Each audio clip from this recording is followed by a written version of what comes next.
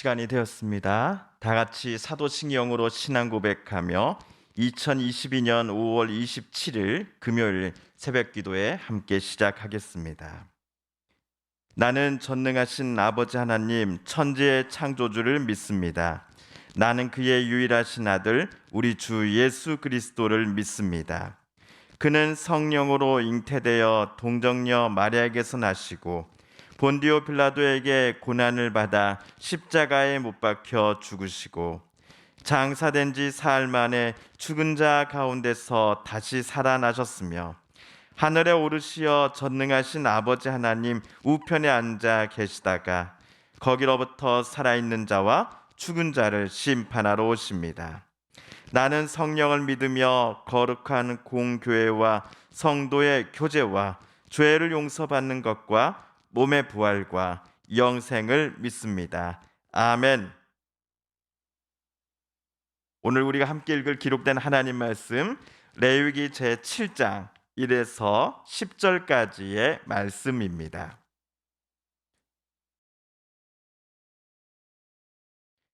속건제의 규례는 이러하니라. 이는 지극히 거룩하니 번제물을 잡는 곳에서 속건제의 번제물을 잡을 것이요 제사장은 그 피를 제단 사방에 뿌릴 것이며 그 기름을 모두 들이되 곧 그 기름진 꼬리와 내장에 덮인 기름과 두 공팥과 그 위에 기름 곧 허리 쪽에 있는 것과 간에 덮인 꺼풀을 콩밥과 함께 떼어내고 제사장은 그것을 다 제단 위에서 불살라 여호와께 화제로 드릴 것이니 이는 속건제니라.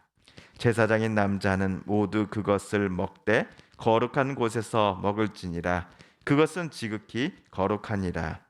속죄제와 속건제는 규례가 같으니 그 제물은 속죄하는 제사장에게로 돌아갈 것이요 사람을 위하여 번제를 드리는 제사장 곧 그 제사장은 그 드린 번제물의 가죽을 자기가 가질 것이며 화덕에 구운 소제물과 냄비에나 철판에서 만든 소제물은 모두 그 드린 제사장에게로 돌아갈 것이니 소제물은 기름 섞은 것이나 마른 것이나 모두 아론의 모든 자손이 균등하게 분배할 것이니라.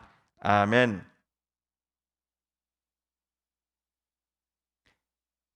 어제는 하나님께서 모세에게 속죄제사에 있어서 추가 규정을 설명해 주셨습니다. 제사장이 범죄했을 때 또는 이스라엘 민족 전체가 범죄하여 속죄제를 드리고자 한다면 이때 속죄 제물은 수송아지였습니다.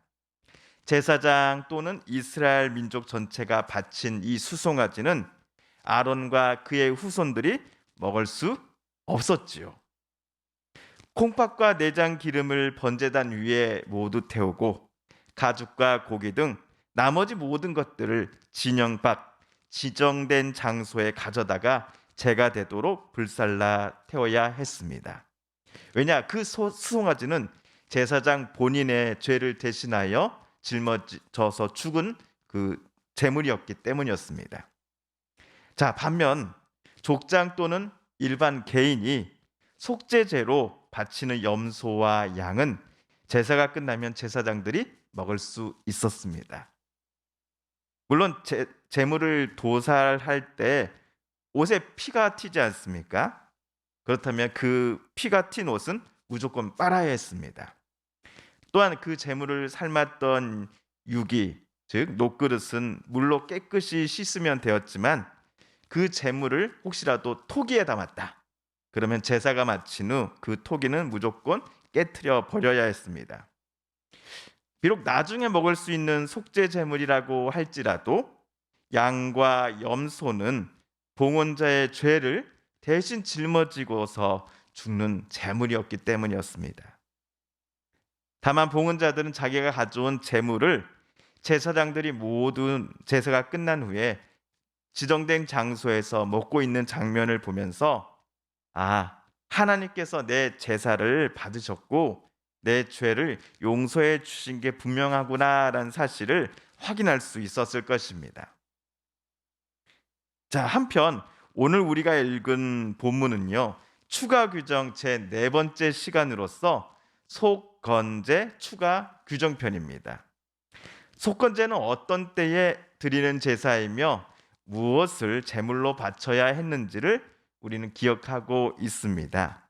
자, 먼저 우리 5장 레위기 5장 15절을 다 같이 한번 읽어보겠습니다. 시작. 누구든지 여호와의 성물에 대하여 부지 중에 범죄하였으면 여호와께 속건제를 드리되 내가 지정한 가치를 따라 성소의 세겔로 몇 세겔 은에 상당한 흠없는 순양을 양떼 중에서 끌어다가 속건제로 드려서 아멘. 그리고 6장 2절 3절도 함께 읽어보겠습니다. 시작. 누구든지 여호와께 신실하지 못하여 범죄하되 곧 이웃이 맡긴 물건이나 전당물을 속이거나 도둑질하거나 착취하고도 사실을 부인하거나 남의 잃은 물건을 줍고도 사실을 부인하여 거짓 맹세하는 등 사람이 이 모든 일 중에 하나라도 행하여 범죄하면, 자, 하나님의 성물과 관련한 규정을 어긴 사람, 또는 우리가 방금 읽은 것처럼 다른 이에게 재산상의 손해를 입혔던 사람은 누구나 속건제를 드려야 합니다. 제물로는 누구나 상관없이 흠없는 수념소를 바쳐야 했지요. 다만 경제적인 여건이 어려운 사람에 한하여 순양을 바치는 게 허락되었습니다. 그런데 이웃에게 손해를 입힌 사람은 속죄 제물을 하나님 앞에 나와 바치기 앞서서 원래 물건이 갖고 있었던 가치의 5분의 1을 더하여 원래 물건과 함께 되돌려줘야 했습니다. 제사를 드리기 앞서서 손해를 끼친 이웃에게 찾아가 용서를 구하고 그에 합당한 보상을 하는 것이 우선이었던 것이죠. 여기까지가 우리가 알고 있는 5장과 6장에 나온 속건제 규정의 본편이었습니다. 본편에서는 속건제 제물을 어떻게 잡고 어떻게 처리해야 하는가에 대해서는 하나님께서 그때 말씀해 주시지는 않았습니다. 그래서 이 부분이 오늘 우리가 읽은 7장의 추가 규정편에 나옵니다. 자, 2절을 보시면요, 속건 제물은 번제물을 잡는 곳에서 도살한다라고 쓰여져 있습니다. 그러면 제사장은 제물의 피를 번제단 사방에 뿌리지요. 속죄제를 드릴 때는 없었던 장면이었습니다. 그리고 제사장은 속건 제물의 기름들을 모두 제단 위에다가 올려다 놓고 불사릅니다. 그런 다음 제사장들은 함께 모여서 기름을 제외한 속건 제물의 나머지 것들을 버리지 않고 거룩한 곳에서 모여 먹을 수 있었습니다. 속건 제물로 바쳐진 것은 죄를 속하여 주는 제사장의 몫이다라고 하나님께서 모세에게 일러 주셨기 때문이었습니다. 자, 여기까지가 속건제 규정의 추가 사항 편이었습니다.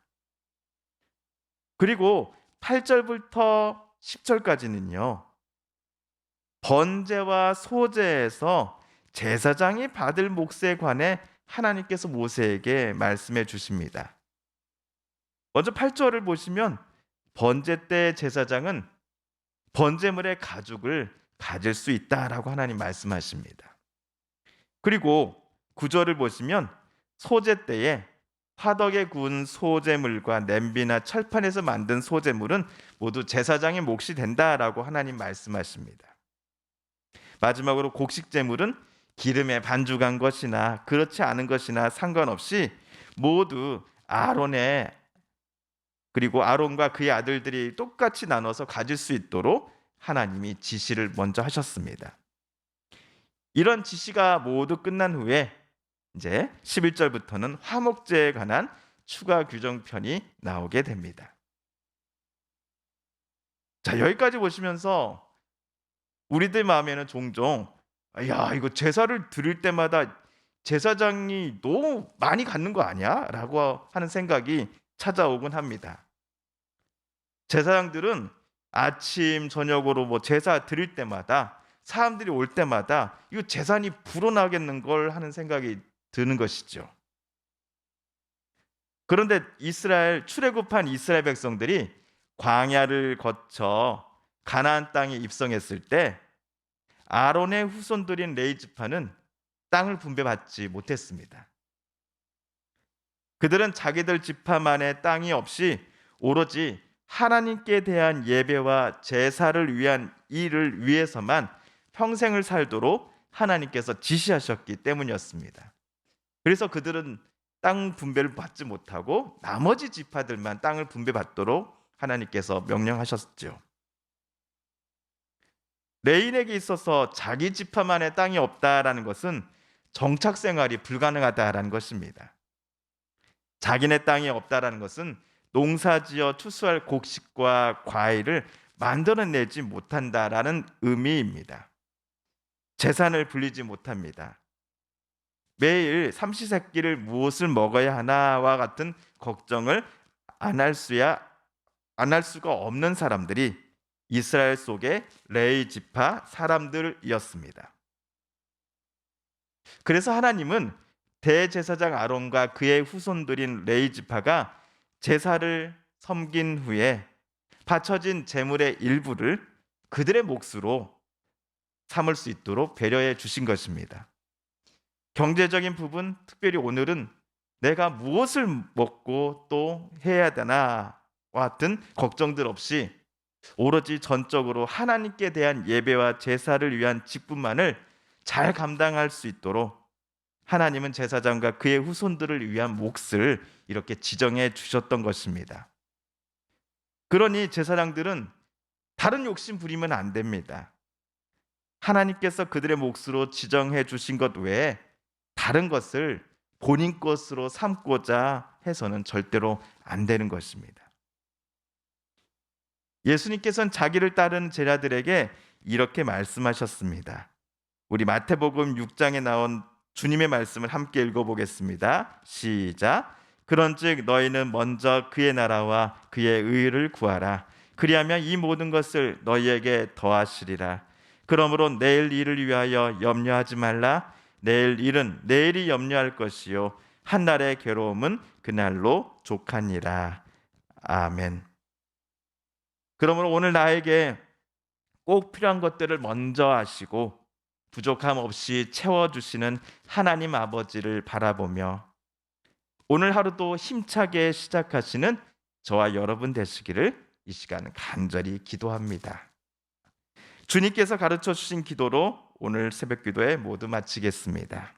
하늘에 계신 우리 아버지, 아버지의 이름을 거룩하게 하시며 아버지의 나라가 오게 하시며 아버지의 뜻이 하늘에서와 같이 땅에서도 이루어지게 하소서. 오늘 우리에게 일용할 양식을 주시고 우리가 우리에게 잘못한 사람을 용서하여 준 것 같이 우리 죄를 용서하여 주시고 우리를 시험에 빠지지 않게 하시고 악에서 구하소서. 나라와 권능과 영광이 영원히 아버지의 것입니다. 아멘. 사랑하는 성도 여러분, 성삼위 하나님께서 오늘 내게 말씀을 읽고 묵상하는 우리들의 마음을 열어주시고 오늘 말씀 속에 새겨진 하나님의 음성과 뜻을 또 깨닫게 해주셨습니다. 우리가 오늘 깨닫고 다짐한 바대로 또 그렇게 살아가게 달라고 이 시간 하나님 앞에 오늘 말씀 붙잡고 기도드리고 싶습니다.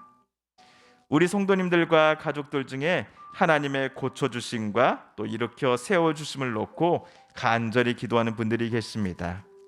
하나님 고쳐주소서, 하나님 회복시켜 주소서, 치료하여 주소서. 코로나19로 고통받고 힘들었던 분들이 어서 속히 회복되는 일이 일어나게 하여 주소서. 미래에 대한 소망을 다시 품게 하여 주소서. 우크라이나의 전쟁이 어서 속히 끝나게 하여 주소서. 참된 평화를 하나님 우크라이나뿐만 아니라 이 세상 곳곳에 하나님의 진정한 평화를 내려 주소서. 마지막으로 우리가 가지고 나오는 간절한 기도 제목 하나님께 아뢰며 하나님의 은혜의 보좌 앞으로 더 가까이 나아가겠습니다.